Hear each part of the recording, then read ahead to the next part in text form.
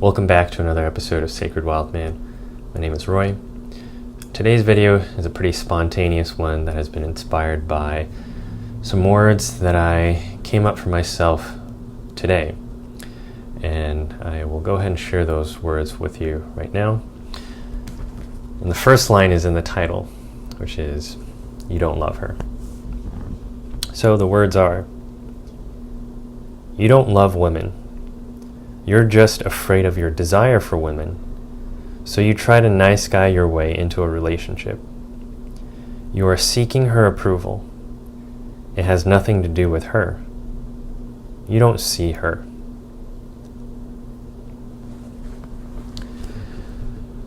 Now, depending on who you are, where you are at in your journey, you might receive these words in a certain type of way.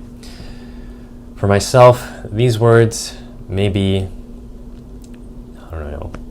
certainly back in 2015, I would not have been able to stomach these words. I would have gotten defensive, very angry, or just very sad.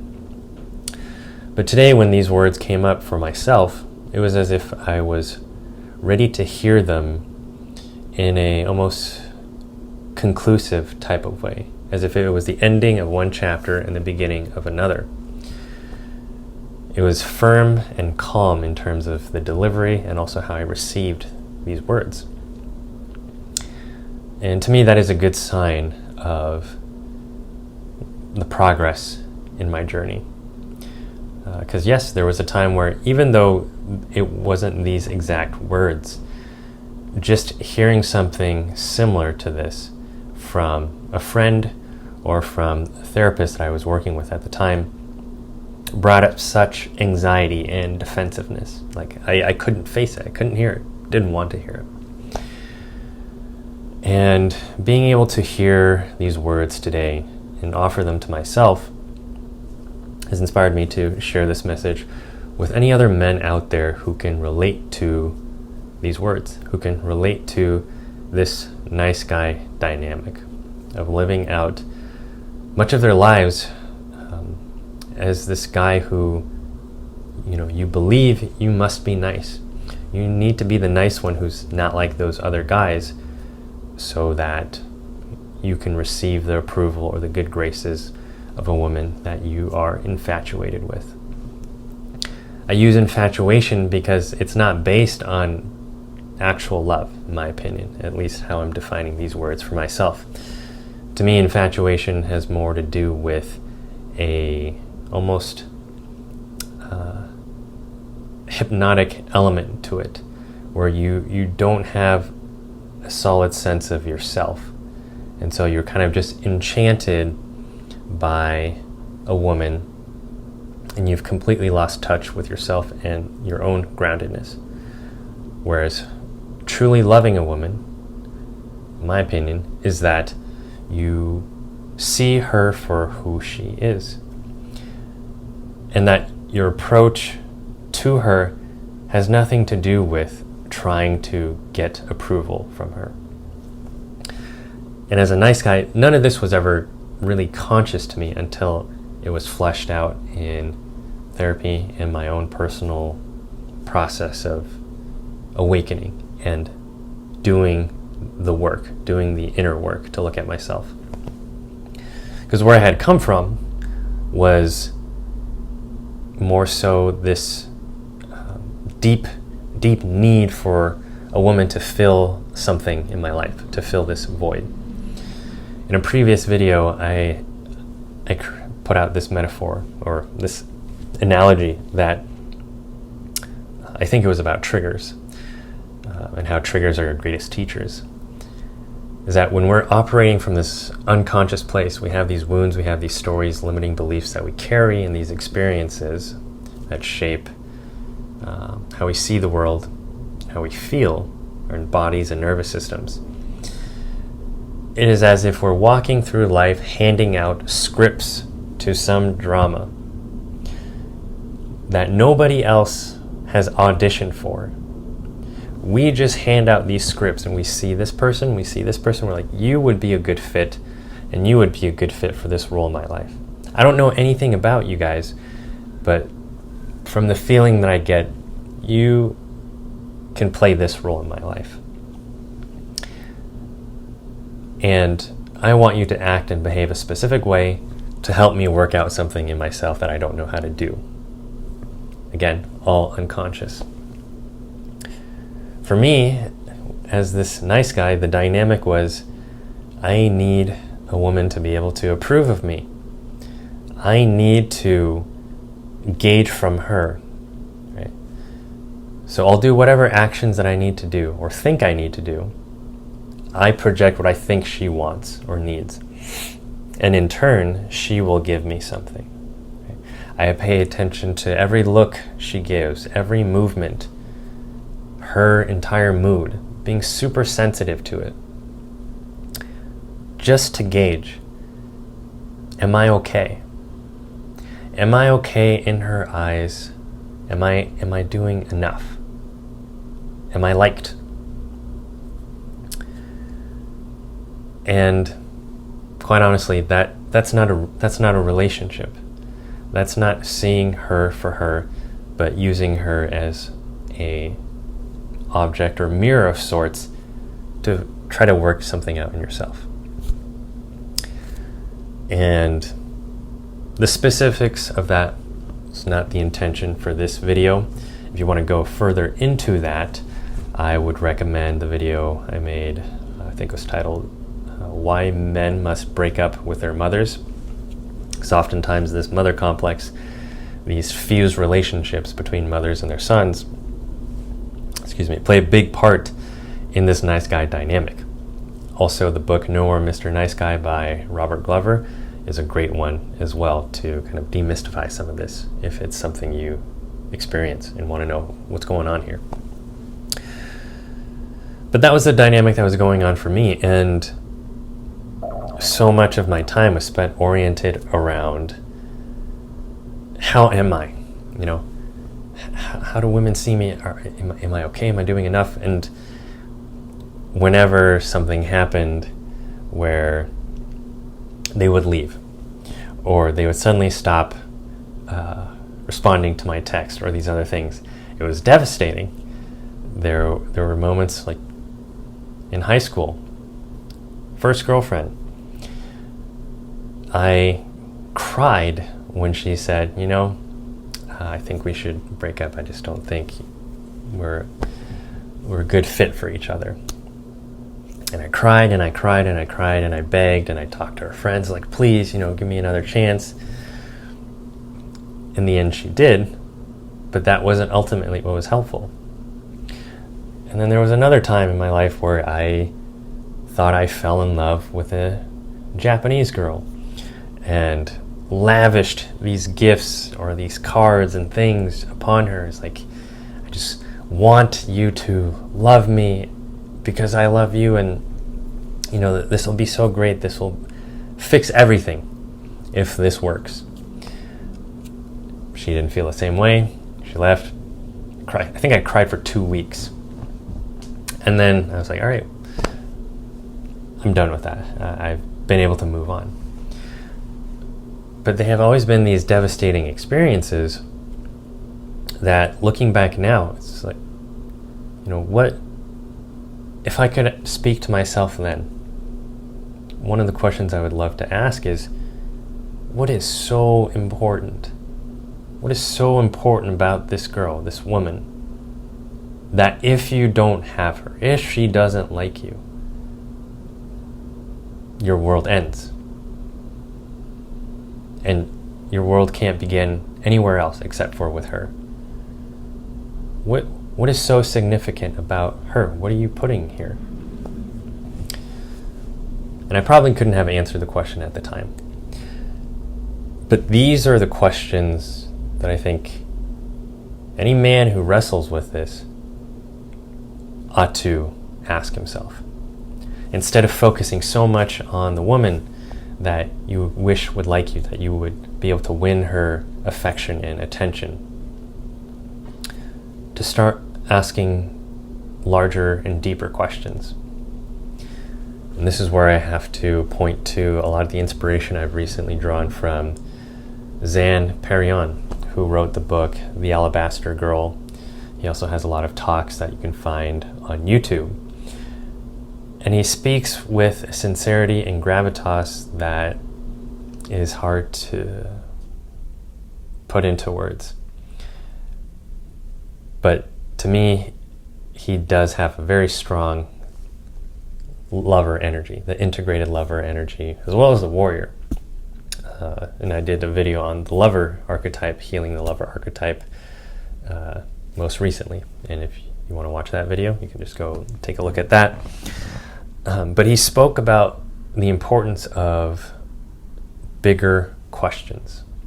And the way he worded it was that the size of your problems or the size of your questions reflect the size of your life. And for me, the longest time, the size of my problems, the size of my questions were, why isn't she responding to my text? What can I do to make her like me? Is there another guy she's more interested in? And if so, what do I need to do to get her attention? These are very small questions, but they're so important to me at the time. To have a larger question, to then live a larger life, I had to ask,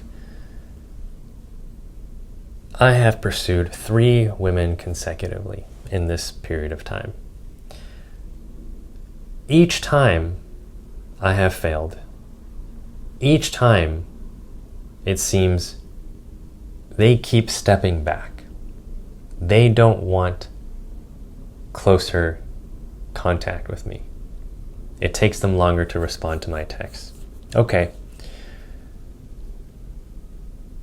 I am the common denominator in all of these interactions. What is it about me that's going on here? Right? I can't blame women anymore. I don't want to do that. It's too simple. So, what is happening for me? Again, why is it so important for me to win the approval of this woman? What is at the core of that? And these are the questions that started to open up a larger life for me, but it required digging into a lot of the pain. And only from facing that could I then begin to establish different patterns. I could begin to choose consciously how I want to live. Like before, this was how I lived. These were the beliefs that I held, and I'm helpless to them. It's just the way I am. From that, then shifting to, these are the beliefs and experiences that I've had, and now I see that there is another way. I can make a different choice because I have made the first choice, which is the most important, is to love and accept and heal myself. Because if I can't love, if I can't accept myself, a woman is not going to provide that for me. Same vice versa. Anytime we project this deep need onto another person, that this person will give me the approval that I need to feel better about myself, you will inevitably crush that person because no one else can live up to those expectations. And if you can never accept yourself, you're always going to be looking for somebody else to do it for you. That isn't sustainable. And so first and foremost, it requires the nice guy to be able to honestly look at himself, to love and accept even what he most doesn't want to accept about himself. The parts of himself he's most disgusted with, most ashamed with, believes is impossible to be loved or be lovable. That's where he needs to go. That's where the nice guy needs to go. And he needs to be the light of love that he has been longing for, but is also terrified of letting that light shine into the dark corners of his life.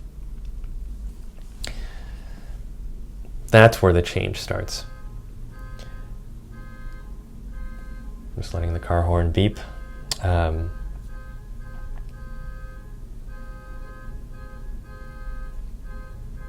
I'm just going to call that somebody is in deep agreement with what I'm saying. Where was I going with my train of thought? When a man can love and accept himself, that's when everything begins to change. He has now become the very thing that he has been trying to seek all this time, right? Before he was thinking, at least I was thinking, I need to do all this stuff, and when I can finally be this perfect man to this woman and do everything right, then I'll be worthy of love. Right? So there's a means of needing to earn one's lovableness or worthiness. But if I can start within myself, that love and acceptance, then I don't need anybody else to fulfill that role in my life anymore. I don't need to hand out these scripts of my own projections of saying, I need you to accept me and I need you to accept me. It's like, no, I've already done that within myself. So because I accept myself and love myself, well, now I get to live life from that place of being. And it's a feeling that you feel and also others around you feel. This is the difference between the man that walks into a room with the self-view of, nobody likes me, I'm a piece of shit, nobody finds me interesting. Most likely, he's going to create that reality because the people in the room feel that off of him and respond accordingly. The only cases where somebody becomes attracted to that is that when another person has disowned that part of themselves.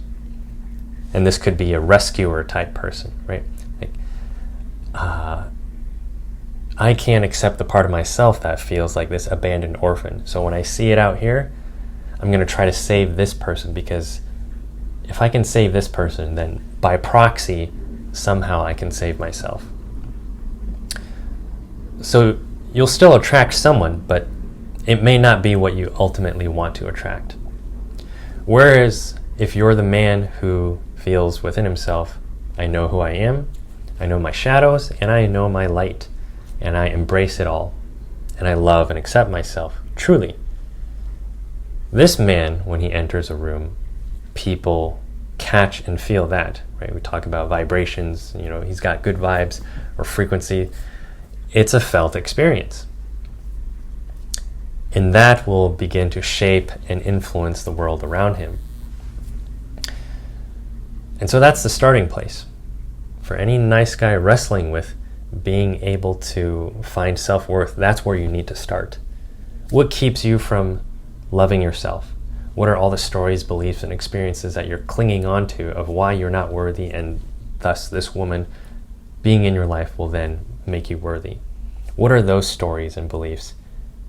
And that's where you start.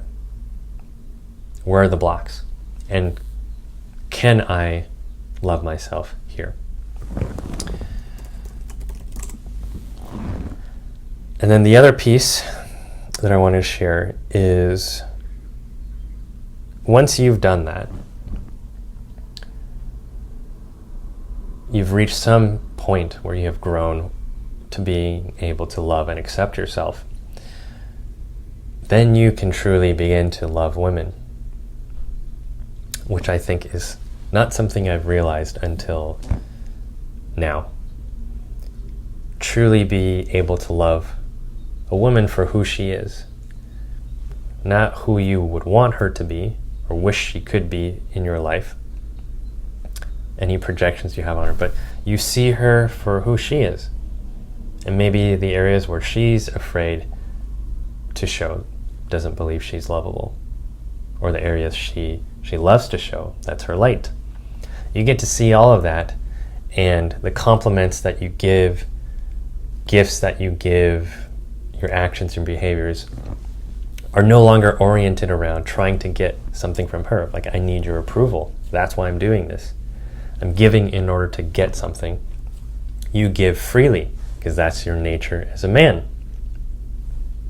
And she'll catch and feel that there's no strings attached to this. Right? You could say the exact same words that you might have when you were in that nice guy needy phase. You can say the exact same words, but the feeling is different. And she can sense, all right, well, there's no more neediness here. There's this guy who is very self-assured in himself. And he's inviting me along a journey to be a part of his life. And I can say yes or no. And regardless of whether I say yes or no, he's fine. He can be okay. But he has done what he has needed to do. He has expressed what he has wanted. What more can I ask of him? There's nothing. And I think that's what the world needs. I think that is the perhaps times that we live in, and there's this feeling of, for both men and women, a opportunity to find some restoration to who we are before we forgot, and really embodying our essence, our masculine core, our masculine essence, or for women, their feminine core, their feminine essence. So that's the main thing that I have kind of spontaneously to share. And it gives me great peace to finally have this realization of, yeah, throughout much of my life, I haven't truly loved women because I couldn't see them. I could only see them through my own insecurities. And so any affection that I have shown, while there are moments where it was genuinely from a heart of love and care, there was also a lot of the times where it was tainted by my own insecurities. And so that wasn't a love, but that was an illusion that I was living out. And so to be able to say these words to myself and to share them with other men out there who can relate, it feels like a very important and significant shift from nice guy to entitled, sort of a red pill rage phase, a black pill apathy, depressed, screw all desire for women, I don't want any of this anymore, to finally to a place of, no, I do love women. I truly love women. Women arouse me. Women bring me such life, and they have such beauty. I can admit that. And I can admit that I have strong wants and desires, and that there's more to the energy that I want to bring to women, not just this like, oh yeah, nice guy,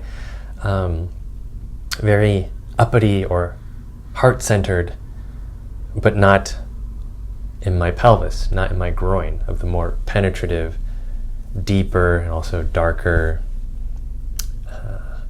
depth, that penetrative energy that women also feel and long for. Right? That's kind of, to me anyways, why women are drawn to 50 Shades of Grey, why it did so well with them, because it taps into that polarity of the masculine and the feminine. And so many men have lost that. And on the other side, so many women as well also have their work to do of how perhaps embodying their feminine core, allowing that to be shown, feels scary, and whatever wounds are there. And finally, I just want to bring up Zan Perrion. Again, I highly recommend you check out his videos on YouTube. Check out his book, The Alabaster Girl. There's, once again, a deep sincerity with which he speaks, a gravitas with which he speaks. And I just want to share that, Zan, if you ever see this,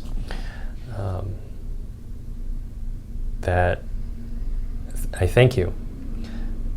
I thank you for your heart, because for myself, and I think for so many men out there, there's been reason for us to have felt so jaded with life and jaded with women, which can lead to us becoming very bitter and entitled,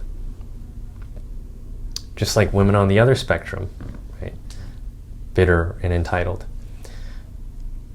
And it feels sometimes like there's no other solution but to stay there. We can remain entitled and feel somewhat empowered in our bitterness, but in the end, we're still hurting inside. We just try to armor around it.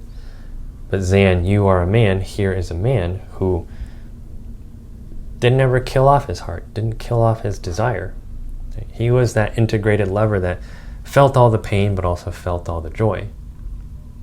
And he is that man who is adored by women because he is a man who loves women. And as you'll hear if you watch any of his talks, he talks about how,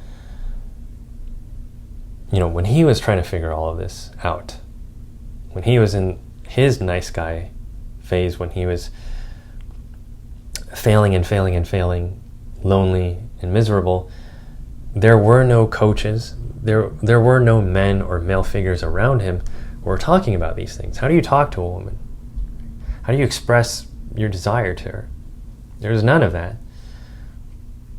And he speaks to how, there was a time where men went out into the world. You didn't have your insurance policy. You didn't have an ATM nearby you could use. All you had was perhaps some tools, whatever it was you needed for survival, and you went. You went to uncertainty and the unknown. But you knew you needed to go because you felt a stirring within you, within your being. I need to go out there to get food, or whatever it is, whatever it felt like it was pulling or drawing you. And there was risk involved. Right? Maybe you wouldn't ever make it home again, but you had to leave the home. You had to leave the safety of, let's say, your mother. Comfort. And these are the men who have been pioneers, who have led the way, who have allowed civilization to come to where it is in positive ways. Right now I'm just speaking to the positive ways, because I think in our modern times we've lost our ways. But these are the men that I think, for those of us who are still learning, deserve our gratitude and our thanksgiving. It's like, thank you for going out there to uncertainty, not knowing if you would ever come back, if you would even make it, but you knew you had to. You couldn't stay where you were. Right? So to all the men who have done something like that, whether it's in regards to women, whether it's regards to some other dream, you had to build something.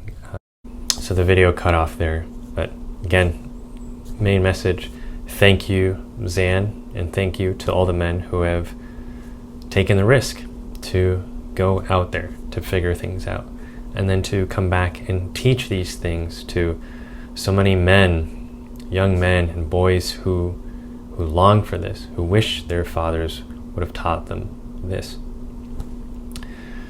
And lastly, is a message to any men out there who relate to this nice guy dynamic, who still feel themselves stuck there, is that it's possible. It's possible to become the man that you already know deep within your heart you are. And it takes the same level of risk and courage as it did for the men out there who, before went out into the wilderness, because they needed to hunt. They needed to go out into uncertainty and potentially death in order to survive. You have that same courage within you And that is the same courage you carry when you decide to shift your focus from out here. Shifting your focus from, all right, all these women around me, and how can I get their approval? How can I get them to like me?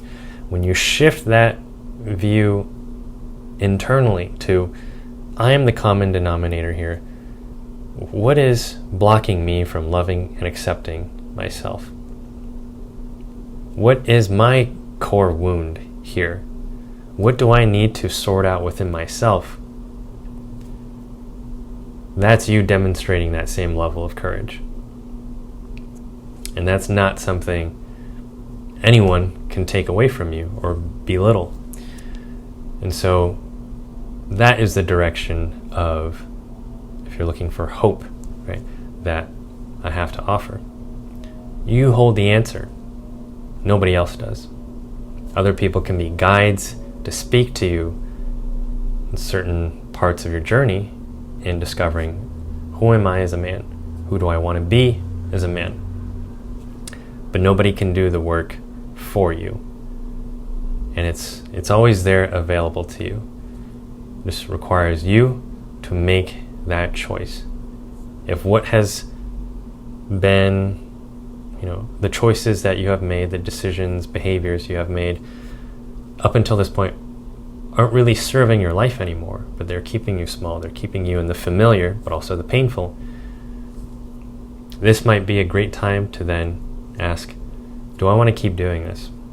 And if the answer is no, then what must I face within myself? What can I no longer avoid anymore? And when you begin to ask those questions, when you begin to dig into that direction, which can feel dark, can feel scary, unknown,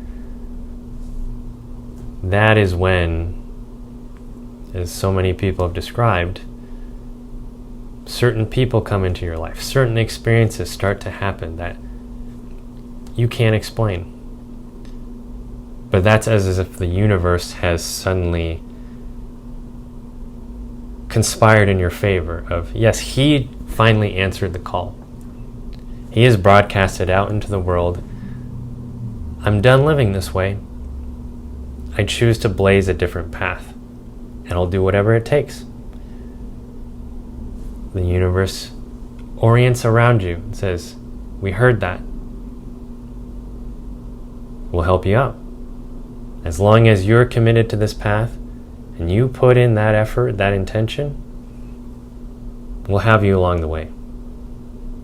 You may not know or see everything how you want. You may not get all that certainty. You may want to see 10 steps ahead, but you only get one candle in front of you to light the path. And once you've crossed that threshold, then there's another candle lit, and then another, and then another.